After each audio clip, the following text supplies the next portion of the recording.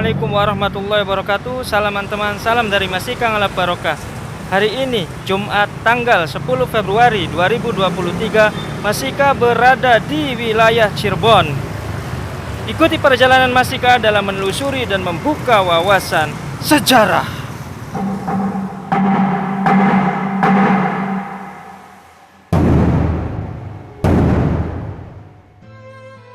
Bismillahirrahmanirrahim. Allahumma shalli wa sallim wa barik ala sayyidina Muhammad. Masjid Jagabayan terletak di Kelurahan Panjunan, Kecamatan Lemah Wungkuk, Kota Cirebon, Jawa Barat.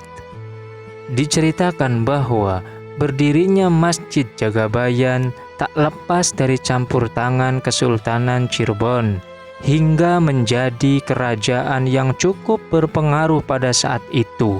Alhasil, banyak orang dari berbagai daerah mengunjungi Kesultanan Cirebon. Keraton Cirebon yang pada saat itu menjadi pusat pemerintahan pun banyak dikunjungi orang dari yang berniat baik ataupun sebaliknya. Untuk itu, sebelum menjadi sebuah masjid seperti saat ini, Masjid Jagabayan dahulunya berupa pos keamanan dari Keraton Cirebon untuk mengetahui bahaya yang datang baik metafisikan maupun yang ada wujudnya. Pendiri dari Masjid Jagabayan ialah Pangeran Nala Rasa yang merupakan salah satu patih dari Prabu Siliwangi. Pangeran Nalarasa yang mendapatkan tugas dari Prabu Siliwangi untuk mencari putra mahkotanya di Cirebon, yaitu Pangeran Walang Sungsang. Setelah mendapat tugas tersebut dan datang ke Cirebon, Pangeran Nalarasa akhirnya bertemu sosok yang dicarinya. Akan tetapi, dalam mengemban tugas dari Prabu Siliwangi, dirinya tidak membawa pulang Pangeran Walang Sungsang ke Pajajaran, melainkan memutuskan untuk masuk Islam dan menetap di Cirebon.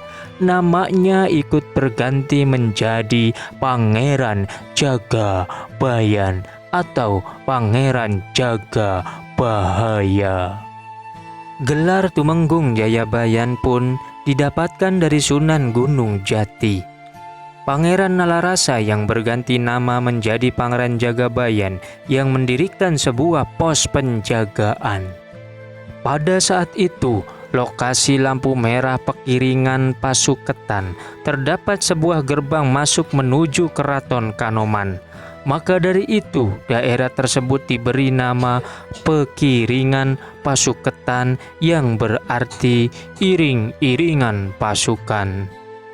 Untuk menyaring setiap orang yang masuk ke area sini, kalau ditarik lurus maka lokasi Masjid Jagabayan ini sejajar dari Keraton Kanoman, sehingga lokasinya memungkinkan untuk menjadi tempat menyaring orang yang datang.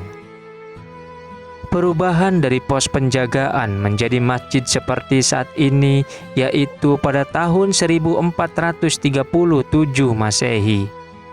Selain menjadi pos penjagaan, tempat ini pun menjadi tempat untuk berkumpulnya para wali di Cirebon.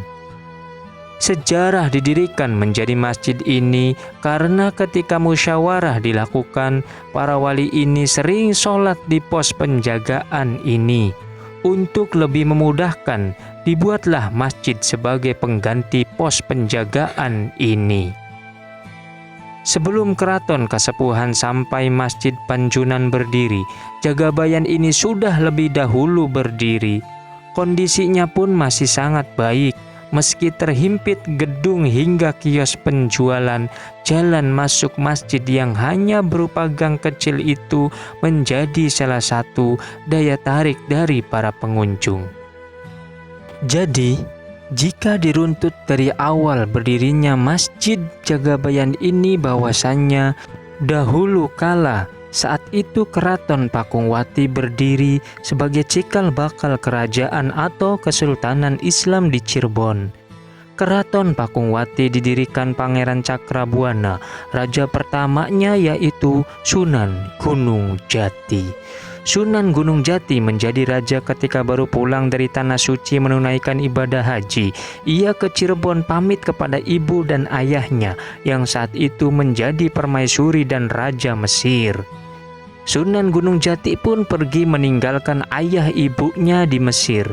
Dari Mesir ke Cirebon hanya untuk menjenguk uaknya Pangeran Cakrabuana dan juga untuk penyebaran agama Islam. Saat itu ia banyak belajar ilmu agama dari ulama Mesir di sana. Setibanya di Cirebon, Sunan Gunung Jati langsung diangkat uaknya menjadi Raja Pakungwati. Sunan Gunung Jati pun memiliki otoritas kekuasaan untuk mendirikan pemerintahan dan tata sosial masyarakat di dalamnya. Selain menjadi raja, Sunan Gunung Jati juga sebagai ulama.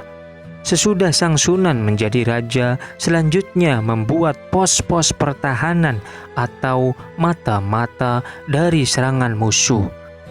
Pos-pos tersebut salah satunya adalah yang sekarang menjadi nama sebuah masjid, yakni Masjid Jagabayan.